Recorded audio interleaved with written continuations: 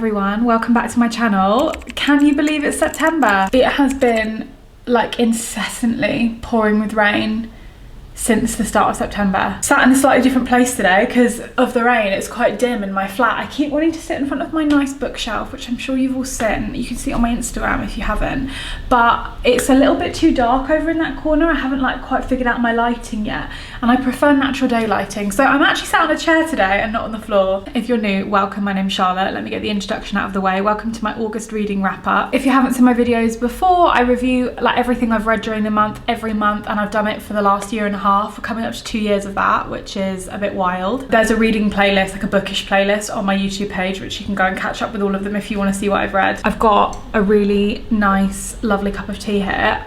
Books and tea are synonymous. You know me, I'm a big tea fan. I bought this in my food shop the other day, and it's like the nicest tea I've had in a really long time. I'm not usually such a big fan of black tea, but I reckon you could drink this with milk as well, because it's supposed to be like a vanilla chai, but it's black tea based. Anyway, I just thought I'd lead with that because I've actually been meaning to mention this in my last video. Before we get fully into the review, I just want to give you a little quick schedule update. I did a poll on my Instagram not too long ago, just asking people's schedule preferences, and obviously everyone's schedule preferences that I continue with my upload schedule twice a week, and I would love to do that. New schedule is slightly different. I'll still be uploading on Sundays as usual, but I'll be uploading not every single Wednesday. I'll be uploading every other Wednesday, so 2 Wednesdays a month and 4 Sundays a month, if that makes sense. So I'll be uploading on the 2nd and the 4th Wednesday of every month. I'm gonna put this in my like profile on YouTube to reflect it. I'll put an update on Instagram. I know not everyone watches my bookish videos, and I will put it in the community tab on YouTube. It will probably be in the community tab by the time you watch this. I've like actually been really nervous about saying this because I feel like it's going to be really disappointing for some people, and I have a few reasons that I'd like to like explain and share my logic with you. So initially, when I started moving to 2 uploads a week, this was because I started the Sunday Reflections format, which was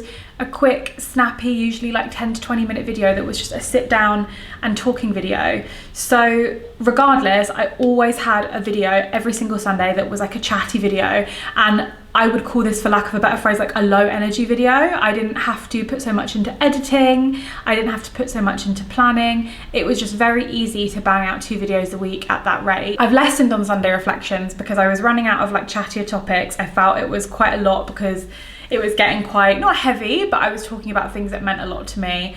And I was also like, I'd rather just put out a video that I'm really pleased with and that is a better quality than a video that I like put out and I feel like I'm talking rubbish, if that makes sense. I know no one thinks I'm talking rubbish, but like for me as a creator, that was like my thought process. When I've been thinking about like how I can improve and like level up in my journey as a creator and like push myself, because I know everyone loves what I'm doing and I love what I'm doing and I love doing what I'm doing. I want to like upskill. I want to get better at editing. I want to add better production quality. I'm thinking like, how can I make my vlogs like better to watch? And I know not everyone cares about like the technical stuff because a lot of people don't like overly produce things, but I'm just trying to think about how I can make content even more that I'm proud of. I'm not planning to seriously change my content or like up the production level so that it feels like you're watching a movie. Like, it's going to be none of that, and you won't even notice the changes. You might not notice the changes, but I think for me it's just like 2 videos a week and 8 videos a month wasn't allowing me to like spend the time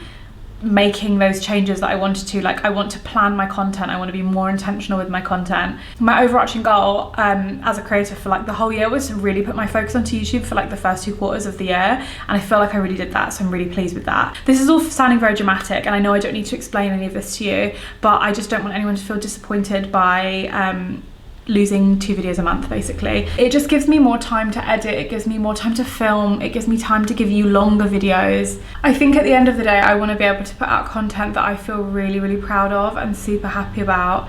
And now that I'm moving more into like vlogs and stuff, it's very easy for vlogs to become like very samey, so I just want to be able to plan a bit more, you know? Anyway, I rambled on for way too long about that, but yeah, that's my new upload schedule. So to just recap, it's going to be the 2nd and 4th Wednesday of the month, and then every Sunday. I hope everyone feels okay about that, because primarily like I wouldn't be where I am without any of you. So like, yeah, that's what I want to do, is keep everyone happy, but also like do what's good for me, career-wise, content-wise, aspiration-wise, mental health-wise, time-wise. Anyway, this video is about reading, but if you want to put suggestions for like what content you would like to see from me, if there's anything you want to see more of, less of, doing too much of, expand more on, chatty videos, Q&As, put it in the comments of this video. I might do a question box on Instagram. I've got some amazing autumn content planned for all of you, some amazing autumn vlogs, some real cozy content. I don't feel like I like autumn at all, and I feel very aligned with summer, but everyone just always says that I seem like the most autumnal person ever. So do you know what, I'm gonna lean into autumn this year and try to enjoy it. Anyway, enough rambling, let's get into the August reading wrap up. So I did 2 audiobooks, 2 physical and 1 Kindle. So that means for this year I've read 57 books. I really thought I'd get to 100 this year, and maybe I will, who knows. August was a really slow reading month for me. This is for like a number of reasons, and I'm not gonna lie, I had a bad reading month. Not in terms of like how many, because 5 is slow for me. I know it's all relative. It's not slow for a lot of people. It's not a competition. It's not a race. I'm gonna try not to keep this video really negative, but yeah, I read a lot of books that were difficult. I DNF'd. I just didn't feel that enamored with reading. I honestly didn't even pick up another book till like halfway through the month. I just wasn't really feeling it. But also August was very busy for me. I just moved, I started a new job. I've not been taking books on my lunch break, that kind of thing. Some months just feel like a real slog when it comes to your hobbies, and that is so fine, but I was just like, I write all my thoughts on my books, like on my laptop, so I'm trying to position my laptop in a place that's good for me to see it so I can keep coming back to it. If you see my eyes flickering downwards, that's why. My first book that I read in August, or rather listened to, was an audiobook, and it was Daisy Jones and the Six by Taylor Jenkins Reid. This was an audiobook I listened to on Spotify, and the genre is fiction, and what I always do in these videos is give a little synopsis, so I'm gonna give a synopsis now. So Daisy Jones is growing up in LA in the 60s, I think, 70s, 60s, sleeping with rock stars, excessive amounts of drugs and partying, and dreaming of being a singer. So is around 20, I think, or early 20s. She crosses paths with a band called The Six after a producer kind of sees their potential together and hooks them up. This book is basically detailing like the legend of their success. This is the first Taylor Jenkins Reid novel I've read. I do have Seven Husbands paperback ready to go, and I just haven't picked it up because I get scared of books that are overhyped. I just worry about them, they make me nervous. I have to talk a little bit about the format first. So I actually really liked, I listened to this, that there was multiple different actual narrators for the different characters, because you know in some books you just get the same narrator being lots of different characters with different voices. So I liked that it was lots of different actors, voice actors, because it made it a little bit easier for me to differentiate. Although, do you know what, I wasn't expecting that interview format. So for anyone that hasn't read this, it's like the story is being told in an interview, like documentary style. It's like a transcript, like a retrospective style of storytelling. But so I wasn't expecting the 6 different voices, but once I got into the swing of things, it was moving along. Once I was like settled into it, I thought it was like quite cool. It was a bit different from the books I usually read, so it made like a nice change. The woman who narrates for Daisy has literally like an amazing voice. Like I want her to read me everything. So my thoughts story-wise, obviously this is an incredibly popular book. I haven't watched the TV show, but due to its popularity, like I do just know what happens for most of it.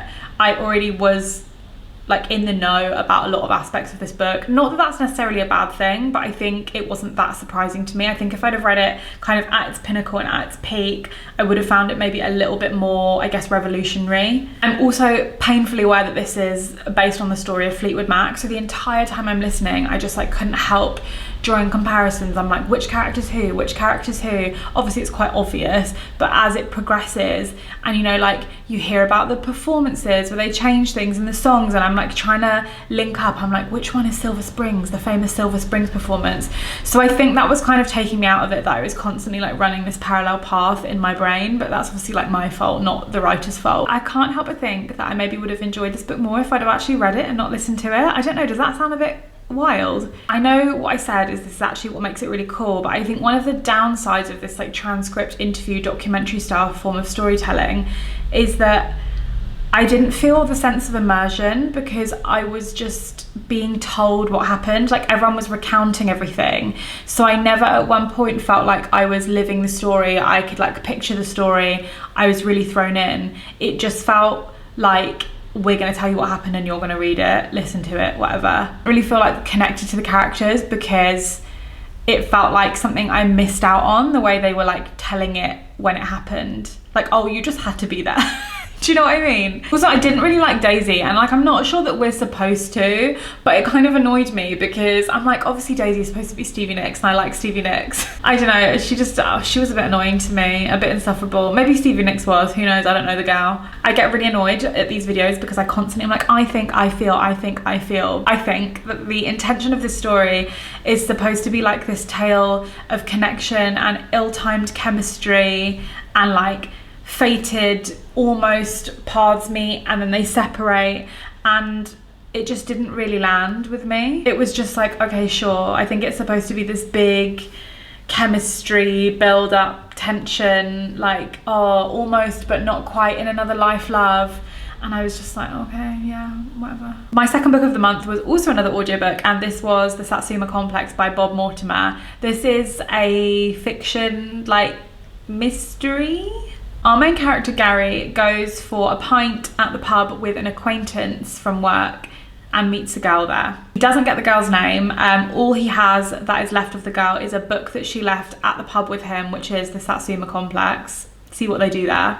His work acquaintance goes missing, the police come knocking, and he really needs to track down this girl to provide an alibi, you know, to give police the details, to clear his name, etc. This was a bit of a rogue choice for me. This is kind of, to me, what people describe as like cozy crime. You know, this genre of like cozy mystery that is a little bit of a thriller. It's like soft thriller. You know how like the Richard Osman books are really popular, like the Thursday Murder Club books or whatever it's called, and it's kind of got that element of like heartwarming lightness, but like killing does happen, but it's not like Lee Child's scary covers. It's kind of like, oh, that's nice, heartwarming. There's like more character development rather than like stabby murder abuse. I think that's what this is meant to be, and I picked it up because I see it everywhere. I think the marketing finally got me. Everyone I know has got a copy of it and no one seems to have read it. It's constantly on the front page of Spotify audiobooks and BorrowBox. It's constantly in the charts on BorrowBox. I don't know why. I kind of like Bob Mortimer and I thought I'd pick it up, but clearly I'm just not having a very good run with audiobooks at the moment. I liked Gary as a character. I feel like he must be a little bit neurodivergent. I think Bob Mortimer narrating it was kind of irritating to me. I don't know why. Something about the humour of this book. Bob Mortimer is usually so funny, yeah, but something about the humour of this book just like didn't land. It felt really forced. I don't know if it was the way he was narrating it. At points it felt a bit vulgar, and the thing about me is, you know me, I don't care about vulgar. I don't give a fuck about vulgar. It just felt like a celebrity novel.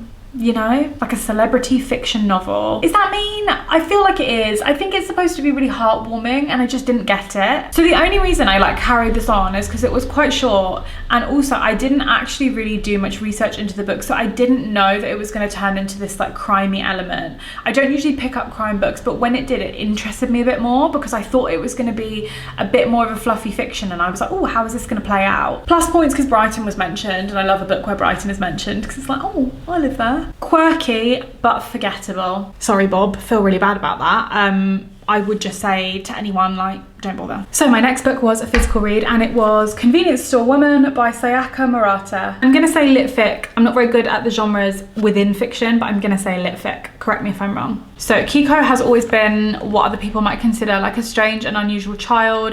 She really struggled to fit in, and her parents had concerns about how she would get on later in life. It was a big worry for them. So when, as an adult, she finally takes a job in a convenience store, they're absolutely delighted. But their feelings change on this when 18 years later, she's still in the same job. She's never moved on and she still loves it. I've heard a really mixed bag about this book, and this is the first book I've ever read from this author. Everyone recommended me Earthlings as well when I put it on my Instagram story, so I'm gonna add that in. I was really pleased because I'm on a book buying ban this year, which I've managed to keep up, books for myself anyway. And when I started at my new job, they had like a bookshelf where people were bringing stuff in and taking them away, and this was on it. So I was like, first day I was like, yoink, you're coming home with me, because it's just a nice little short one. The font is formatted really nicely in this as well. It's not too big, not too small. It's spaced nicely. I know that sounds really weird, but the line spacing in this book is perfect. I hate a dense spacing. It's really easy on the eyes. Ultimately, I really liked this. It was punchy and short and like quite unusual and a bit quirky.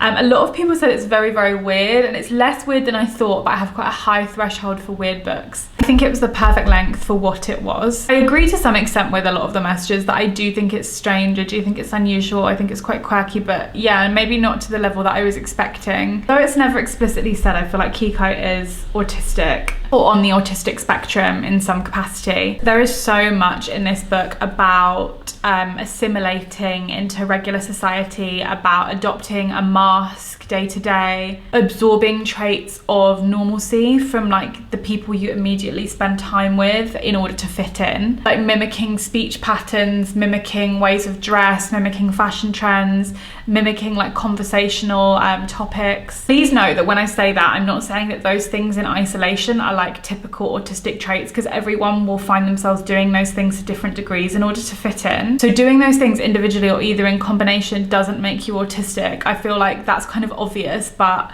there'll be someone. But I say that because those traits are commonly found in autistic people, and I say this as someone who's neurodivergent myself, so it comes from a place of love and observation, not from like boxing people in. It's definitely a commentary on Japanese society as a whole, which I don't know huge amounts about, but I do know some about, just like having done my own research, having read a few books by Japanese authors, and like just being younger and being obsessed with Japan and knowing about their culture and like their society. And there is a lot around like the pressure to conform and women's kind of purpose in society for women to get married, and so the societal expectations around women having children, getting married, jobs and like earnings, relationships. The male main character feels like a bit of an incel to me. Like that's when it started getting like almost a bit comical, and like that's what I found so pleasant about this book. It actually touches on a lot of like really heavy topics. The main character's like incelness, but it has this like light, almost kind of like fluffy air to it when discussing these things. Like some of the humor was so dry, it really made me laugh. And the book covers heavy topics, but it didn't necessarily feel heavy, at least not for me anyway. It might be different for someone else, it might have made you feel quite down, but yeah, it was just quite entertaining. I think some people will find this read like a really bleak read, and I think some people will look at it as I have looked at it, which is like strange but overly quite entertaining, like, and the dry humor. It did prompt a larger thought process for me about how adults on the spectrum find their place and fit into society when the traits they have necessarily might not be considered socially acceptable. That thought process, as someone who's neurodivergent, made me like really sad. It's something I think about quite a lot.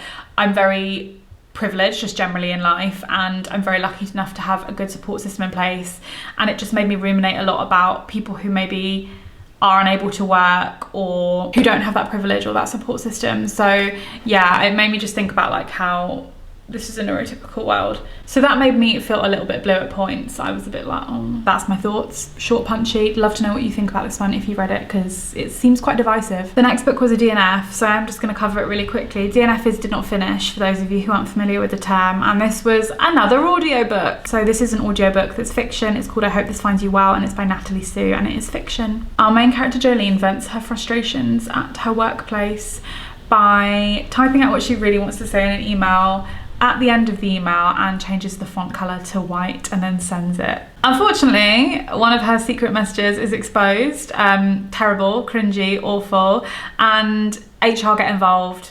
So her punishment is sensitivity training and like certain email restrictions. So there's an email mix up, like an IT issue, which means she has access to every single message, email and DM her co-workers send. So this sounded really funny to me, and I think it's supposed to be like an office comedy. So I was like, oh yeah, right up my street. Like the cover looks really nice, like short, punchy listen, and it just didn't hit. It just felt like it really dragged on for me. Jolene is actually a very insufferable character for me, and I was listening and I was kind of giving it a chance, and I got about halfway through, or what I thought was halfway through, and then I still had 8 hours left. And I just thought, you know what, life is too short to read books you don't like. I did feel very bad for Jolene, because I think this is ultimately like about social anxiety, and it's supposed to be heartwarming in the end from what I gathered from the reviews. It's about like connection. Jolene comes to this like realization that everyone's going through something regardless of whether she thinks they're a dick or not, and obviously she's trying to navigate these office politics, but she just keeps making like bad decision after bad decision after bad decision. So I just became increasingly frustrated with her and I just called it quits. I pulled the plug on Jolene. But I think maybe this was a me problem. That is all I really have to say about that. So yeah, it wasn't for me. If you've read this, I'd be really interested to hear, or if you've listened to it, what your thoughts are if you had the same ones as me. Up next is probably what I would consider my most anticipated read of the year for me personally.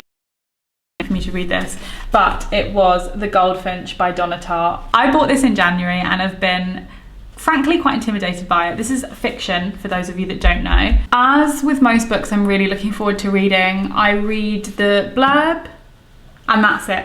I do not look into what it's about. I do not ask people what they think.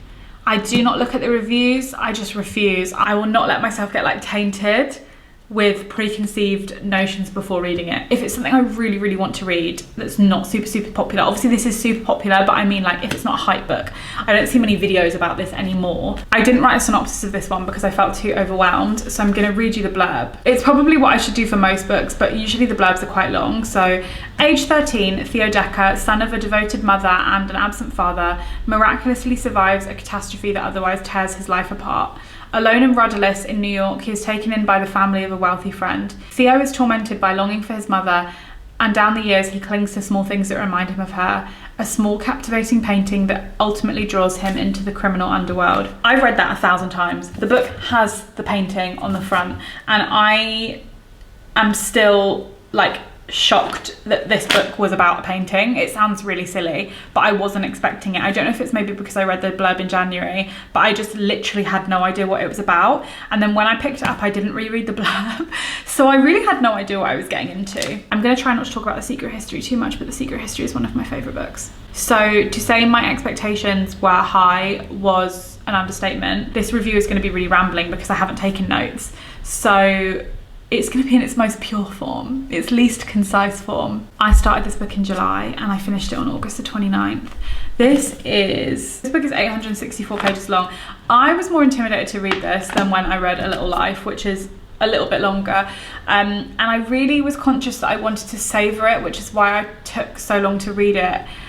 I think I loved The Secret History so much that when I read it, I really was so immersed and I felt like I rushed it. And I wish I'd taken more time with it. And her writing is like so rich and so detailed that I just knew that I needed to take my time. And so take my time I did. You can only read a book for the first time once, and you don't really notice it until you read a book that's your new favourite book. I will say this is not my new favourite book. I have very mixed feelings about this. One thing I love about Donna Tartt, and specifically this book as well, is that they are so character driven.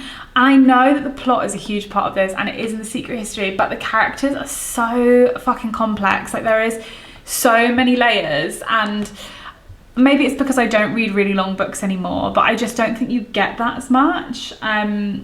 I usually prefer more plot-driven books, but her books, the two that I've read so far, feel like a really good balance. I think, as always, this book has lingered with me. I have never been more sad and yet also simultaneously more relieved to finish something and see the back of a book. I think this is too long. I think loved it till about here.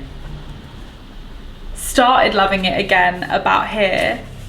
This just felt like too much.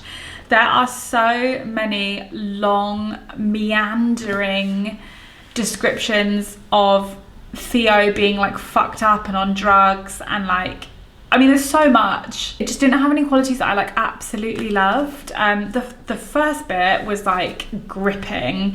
I think up until, this isn't a spoiler, but I would say I was really hooked up until like the end of Vegas, and maybe a little bit after that. Most of the characters just feel so fleshed out, like Boris and Zandra and Theo's dad, Toby, just like so many of them. Like you do feel like it's very visual. You've become very like ensconced in this world. Like I love New York and any books about New York. If anyone's got any book recommendations in New York that can allow me to miss New York, please do, because I've been a few times now and I don't think I could live there now, but it was one of the only places that I thought I could live. So anything about New York, it just it makes me feel like in my soul cozy. I feel like the end was really good and it dragged on a little bit.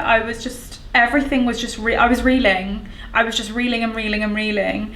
And it's there's some very quotable lines that I didn't highlight because I couldn't find a pen. Do you know what? I just feel like Donna really knows how to write a beautiful sentence.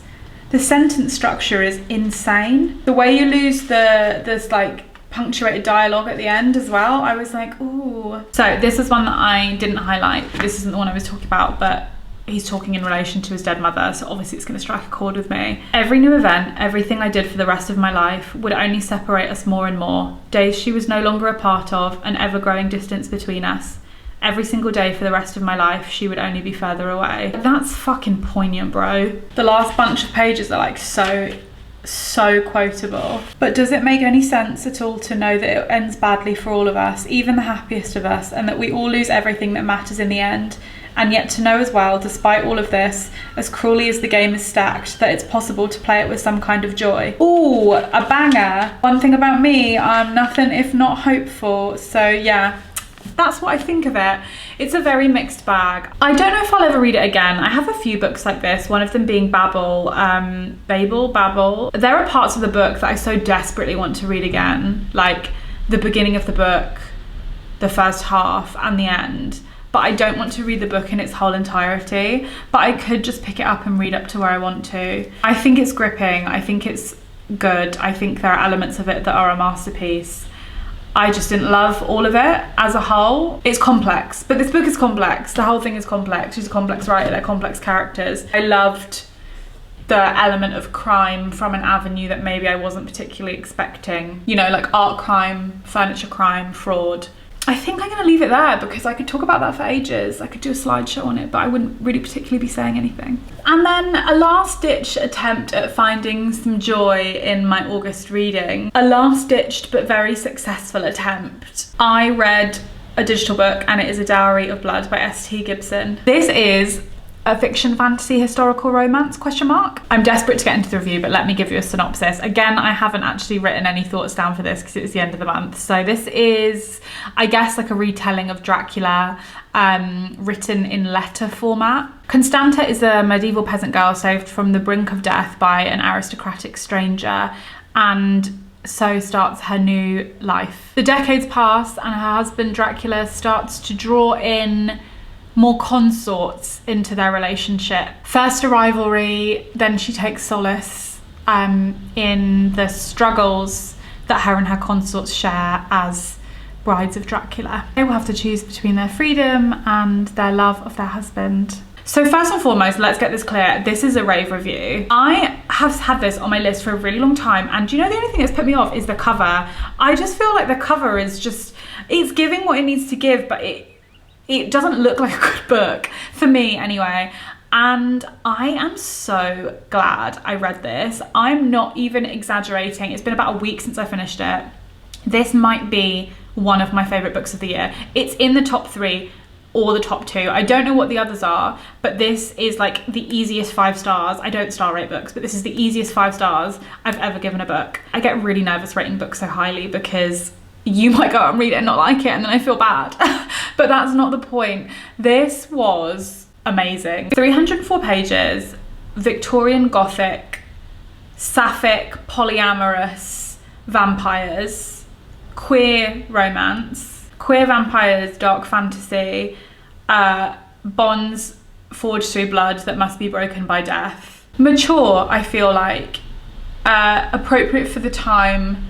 In terms of like language and characterizations. It's not like the dark romance that are like the Kindle Unlimited ones, you know what I mean? Like that sounds really reductive, but like I'm just trying to, this is definitely like a historical fiction. I love the letter telling format. It was a bit strange to get used to at first, but it's like letters to her love, like retrospectively, and it wasn't telling in the way that I found Daisy Jones and the Six. I say telling, I mean like I wasn't just being recounted a tale, like I felt involved in it. Again, I live in regret that I didn't savour this more, because what I would give to read this for the first time again. The tangle of relationships in this, between Constanta and Dracula, Dracula and his other bride, his other husband, between Constanta and the other brides, oh my god, like it was just the yearning at the opera, sapphic yearning at the opera. The language is just written so well, this like rivalry that morphs into something beautiful, like the evolution of the relationships with all of them is so interesting and so immersive. What starts as like rivalry and jealousy like morphs into love and comfort over decades, and the notion of like polyamory being represented as like your heart making room, like your heart gets bigger to fit the love for the other people, rather than that there's only like a finite amount of love you can give someone. I mean, I've never been in like a polyamorous relationship, but it felt like really what I would consider accurate and like a true and fair representation of the complexities of loving multiple people, all in different ways, all equally. I obviously can't say that having never been in like a polyamorous relationship, but I felt like it was well executed. The like spiraling abuse from Dracula to Constanta, and like how raw the emotions felt as well. I've been saying for a really long time that I need a new vampire book. I need a romantic vampire book that's like I'm gonna die on your grave kind of shit, not like, don't get me wrong, I love Twilight and I'm going to be rereading Twilight now that we're in autumn, but I wanted something like deeply and bloodily passionate and like otherworldly that transcends decades. And I was not expecting this to be that book for me, but when I say I want to read a vampire book, this is what I want to read. So passionate, so poetic, so emo. I think I wasn't expecting to like this, which they always sneak up on you, don't it? I just think it's one of the best written books I've read in a really long time. I will say that's for a multitude of reasons. Obviously, now that I review books online monthly for you, I feel like my reviewing skills have got better, my reading skills have got better. I review things through a much more critical lens. This, I was just like jaw dropped the whole time. The balance between romance and horror was just stunning. Obsession is the word that I have not mentioned, and I think, yeah, obsession, that's just kind of the vibe. I'm usually quite irritated by writing that feels very like ornate and has a lot of like flourishes to it and is like overly like poetic or a bit verbose, but it just felt appropriate, I think, with the book setting. And yeah, I loved it. I'm gonna be singing its praises for a while. I'm so sure that there are some people that didn't like it or very valid criticisms, but I won't read the Goodreads reviews because I don't want to like ruin it for myself. So yeah, so that was everything I read for the month of August. Yeah, really mixed month, really happy that I had like a decent book at the end to kind of lift my reading spirits, because The Goldfinch, although I had many positives to say about it, almost put me into a reading slump. I always post on my Instagram, like on my story, what I'm reading. I usually don't do my audiobooks, but I would put like a little story up of what I'm reading. And you can also flick through my 2024 books highlight if you want to see what month I read books in, because I archive everything onto there. I don't have Goodreads, but I do have a story graph, which I'll link in the description box. You can add me as a friend on there to see what I'm reading. I've not been very good with reviewing this year, but it also has a little portion of my TBR on there. Let me know what you thought of today's video. Thank you so much for watching if you've made it this far, and I will see you on my next upload. Have a lovely rest of your day.